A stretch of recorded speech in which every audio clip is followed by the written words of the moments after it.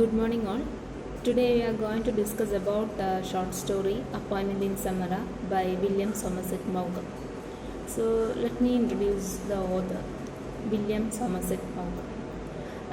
He is a British playwright and novelist and short story writer, and he was born in Paris as the fourth son of Edith Mary Niesnell and Robert Maugham. Then his first novel was Liza of Lambeth. It's published in the year 1897. Then his notable works include Of Human Bondage, then The Moon and Sixpence, then The Painted Veil, Cakes and Alley, and The Razor's Edge. Then next is about the name of this story. We can see the name Samara. So what is Samara? Samara is a city that stands in the east bank of Tigris, and it lies approximately 70 miles north of Baghdad. The city was earlier called as Surah Manra. It means delight for all who see. The name was then shortened Samara. So, The Appointment in Samara is actually a retelling of an Arabic tale, and it is the 9th century Arabian Sufi story from Fudail ibn Ayyad's Hikayat al Nakushya. Then Somerset Maugham included this story to his play Sheppey in 1933. Sheppey, Sheppey, 1933. So it's like a conversation between protagonist Sheppey and death. Then in the 1960s, the tale was included in the collection of Sufi stories by Idris Shah. Idris Shah.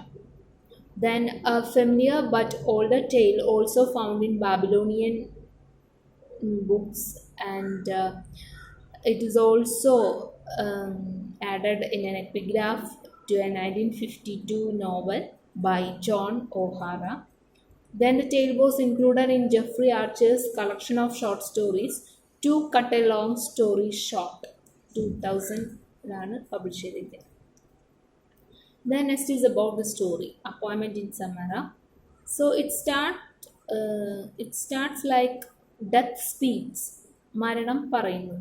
So the listener is Sheppey, the protagonist of the play Sheppey.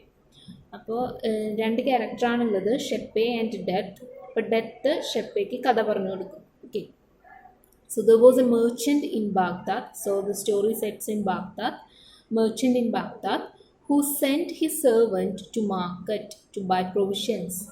So in a little while, servant came back while white and trembling. അതായത് ഭയങ്കര tension അടിച്ചിട്ടാണ് തിരിച്ചു വരുന്നത്.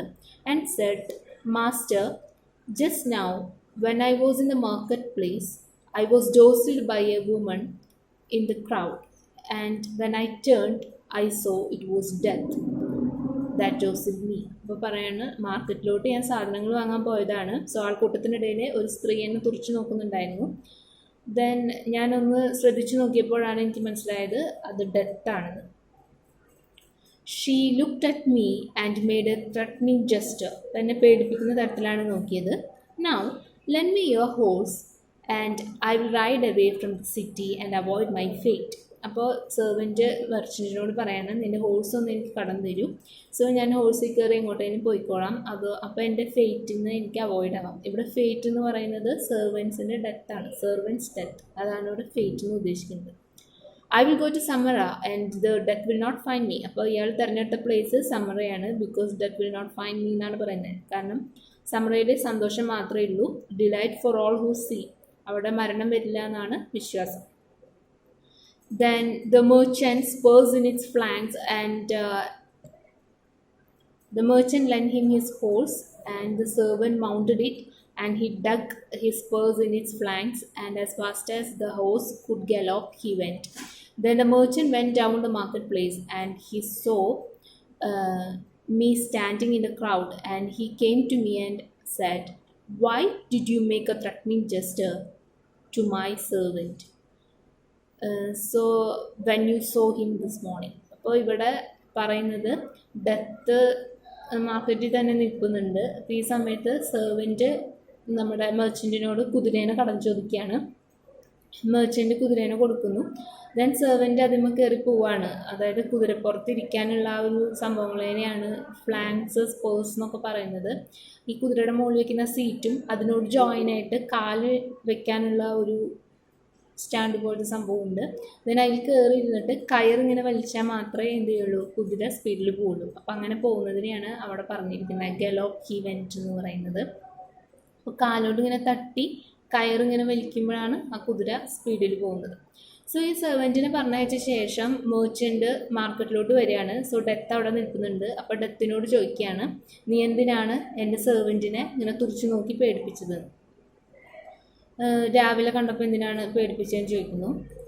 That was not a threatening gesture I said, it was only a start of surprise. അപ്പോൾ പറയാണ്, ഞാൻ പറഞ്ഞു അതൊരു threatening gesture ആയിരുന്നില്ല, it's like a gesture of surprise. അതായത് ഞാൻ പേടിച്ചുപോയി, പേടിക്കല്ല, ഇറ്റ്സ് ലൈക്ക് സർപ്രൈസ്. ഞാൻ പെട്ടെന്ന് അത്ഭുതപ്പെട്ടു പോയി. കാരണം മെർച്ചൻറ്റിൻ്റെ ആ ഒരു സെർവൻറ്റിനെ ഇവിടെ കണ്ടോടുകൂടി ഞാനൊന്ന് അത്ഭുതപ്പെട്ടു പോയി, അതുകൊണ്ട് നോക്കിയതാണ്. I was astonished to see him in Baghdad, for I had an appointment with him tonight in Samarra. അപ്പോൾ പറയാണ്, ഇന്ന് സമ്മറയിൽ വെച്ചിട്ട് എനിക്ക് ആ സെർവൻറ്റിനായിട്ട് ഒരു അപ്പോയിൻമെൻറ്റ് ഉണ്ടായിരുന്നു. സോ അങ്ങനെയുള്ള ഒരാൾ എങ്ങനെയാണ് ഈ ബാഗ്ദാദിൽ വരുന്നതെന്ന് വെച്ചിട്ടാണ് ഞാൻ ആ ഒരു എക്സൈറ്റ്മെൻറ്റിലാണ് ഞാൻ നോക്കിയത്, അല്ലാതെ നോക്കി പേടിപ്പിച്ചതൊന്നുമല്ലാന്ന് സെർവൻറ്റിനോട് പറയാം. സോ അതിൻ്റെ അർത്ഥം ഇന്ന് രാത്രി, അതായത് I had an appointment with him tonight in Samarra എന്നാണ് ഡെത്ത് പറഞ്ഞത്. സോ അതിൻ്റെ അർത്ഥം എന്താണ്, നമ്മുടെ സെർവൻറ്റ് ഇന്ന് രാത്രി സമ്മറയിൽ വെച്ച് മരിക്കും, അതാണ് അതിൻ്റെ ഒരു മീനിങ്.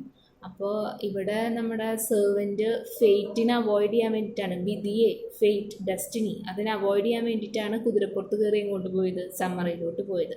പക്ഷെ ആക്ച്വലി അയാളുടെ ഫെയ്റ്റ് എവിടെയാണ് കാത്തിരിക്കുന്നത്, നമ്മുടെ സമ്മറയിലാണ് കാത്തിരിക്കുന്നത്.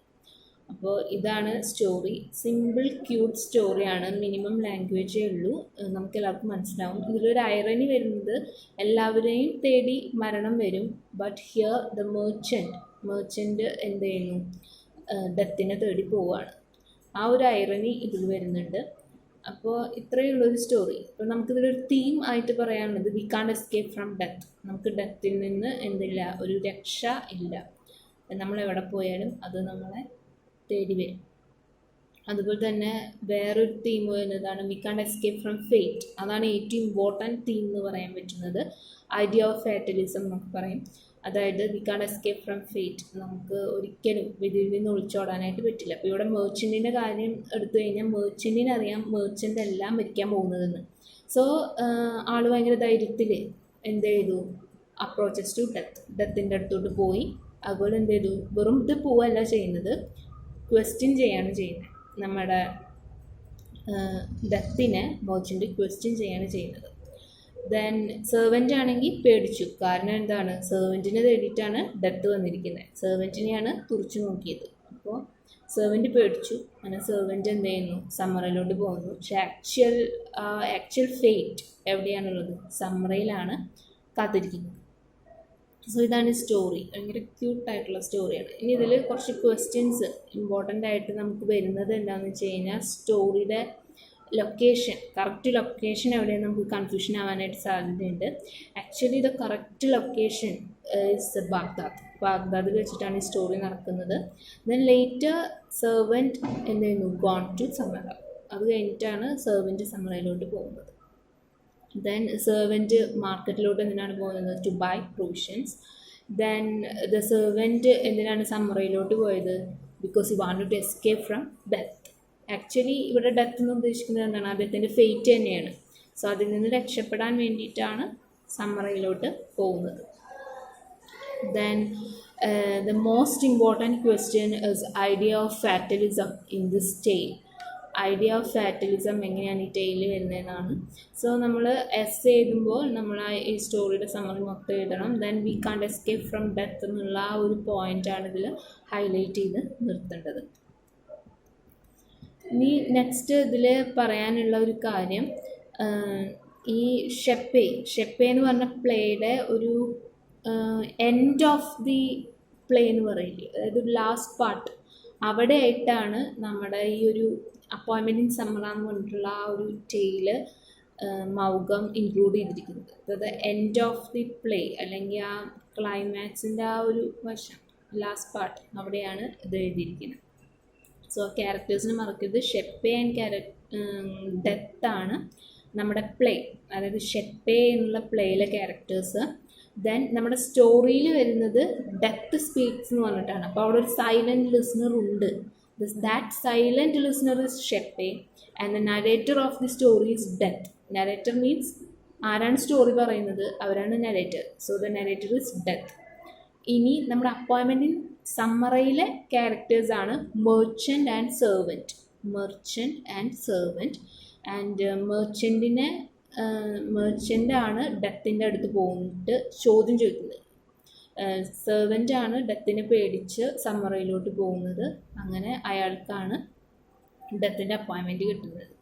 അപ്പോൾ ഇവിടെ ഈ ഡെത്ത് പറഞ്ഞിട്ടുള്ള ആ ലൈൻ ഇമ്പോർട്ടൻ്റ് ആണ്. I was astonished to see him Baghdad for I had an appointment with him tonight in Samarra. പറയുന്നത് എനിക്ക് സമ്മറയിൽ ഇന്ന് രാത്രി സമ്മറയിൽ വെച്ചിട്ട് സെർവൻറ്റിനായിട്ടൊരു അപ്പോയിൻമെൻറ്റ് ഉണ്ട്. സോ അങ്ങനെയുള്ള ഒരാൾ എങ്ങനെ ബാഗ്ദാദിലെത്തി എന്നുള്ളൊരു അതിശയത്തിലാണ് ഞാൻ എന്ത് ചെയ്തത്, നോക്കിയത്. അല്ലാതെ ഞാൻ നോക്കി പേടിപ്പിച്ചതല്ല എന്ന് പറയും. ഒരു പക്ഷേ ഈ ഡെത്തിനെ പേടിക്കാതെ അയാൾ നമ്മുടെ ഇവിടെ നിന്നിരുന്നെങ്കിൽ, അതായത് ബാഗ്ദാദിൽ നിന്നിരുന്നെങ്കിൽ, ഒരു പക്ഷേ അയാളുടെ ഫെയ്റ്റിനെ അയാൾക്ക് മാറ്റാൻ കഴിയുമായിരുന്നു. അയാൾക്ക് മരണത്തിൽ നിന്ന് രക്ഷപ്പെടാമായിരുന്നു. പക്ഷേ അയാൾക്ക് രക്ഷപ്പെടാനായിട്ട് പറ്റിയില്ല. അപ്പോൾ അതാണ് നമ്മൾ പറയുന്നത് വിധി. വിധി എങ്ങനെയായാലും വരും. It will follow.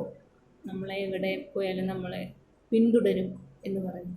V can't escape from fate എന്നുള്ളൊരു തീമോടുകൂടി നമ്മുടെ ഈ സ്റ്റോറി അവസാനിക്കുകയാണ്. Thank you.